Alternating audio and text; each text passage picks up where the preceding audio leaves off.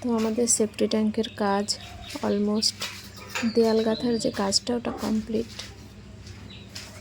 এবারে সাইডে যে 6 ইঞ্চি ঢালাই সেটার কাজ বাকি আছে।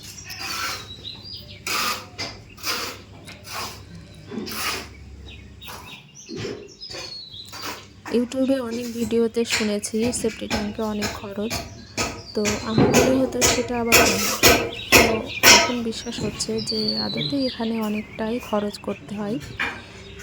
তো এখনও তো অর্ধেক কাজও হয়নি, দেখা যাক।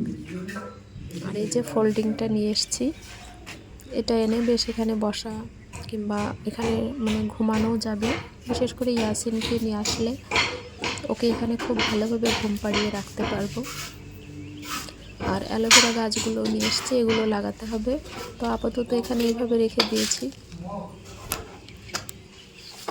কি হবে মগ বালতির মধ্যে?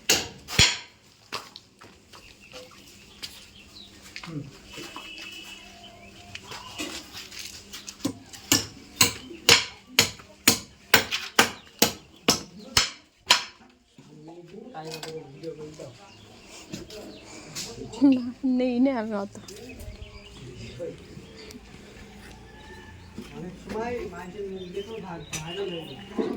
হ্যাঁ, তোমার চেহারা নিচ্ছে ওই জন্য বেশি বেশি।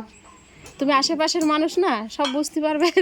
এই তো তরিকুলি চিনি তো, তাহলে ভিডিওটা দেখি।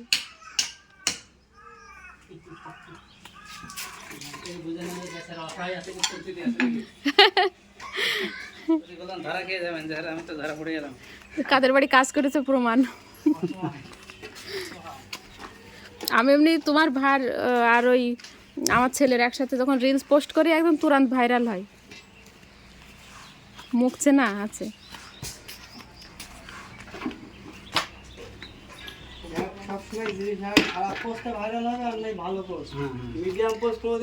হ্যাঁ, রিয়েল পোস্ট ভাইরাল কমই হয়। হাবি জাবি লিখে দাও, মাঝখানে পড়তে পড়তে রিলস দেখা হয়ে গেল, ভাইরাল হলো। সত্যি আমিও তাই, ওদের আইডিতে গিয়ে সব ভিডিও দেখি যে আদতেই মানুষটা কেমন।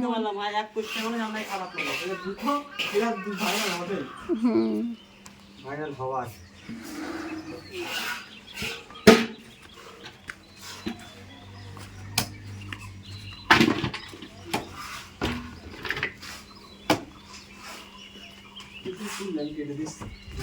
তো এখানে ব্রিক্সের কাজগুলো কমপ্লিট হয়েছে বলে কিছুটা সময় হাতে ছিল, তো ওই জন্য মানে সবাই মিলে আর কি একটু মাটি ফেলছে। এই রাস্তাটা তৈরি করতে হবে, এখানে ঢালাই রাস্তা হবে। তো এখন মাটি না ফেললে তো সেটা হবে না।